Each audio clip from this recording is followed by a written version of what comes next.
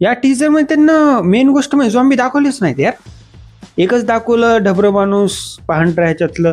मला तर ते याच्यामध्ये सारखंच वाटलं, ड्यून मधला ड्यूनचा जे विलन होता ना तसलंच वाटलं मला ते. यांनी आतापर्यंत आपल्याला म्हणजे झॉम्बी यांचे कसे दिसायला ते दाखवलं नाही. बट ते दरवाजावाला जे सीन होता त्यामध्ये झॉम्बी येते तर दरवाजात असं पायवर हे करून, ते खतरनाक होता. मला वाटतं की हे आपले ट्रेडिशनल झॉम्बीज असतील जे असे फक्त महाग पळणार असतील.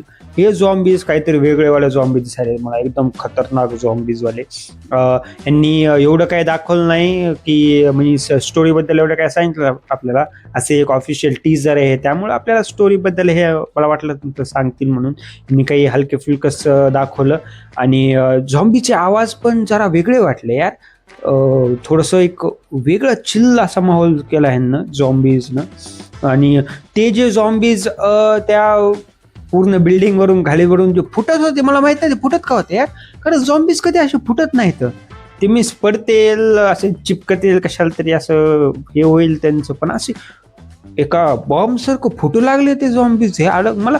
मला काय वाटतं माहिती, काहींनी एक वेगळा टेक घेतला असेल की यार काहीतरी वेगळे झॉम्बीज असतील, हे वेगळ्या तरीकेनं म्युटेट झाले असतील ते.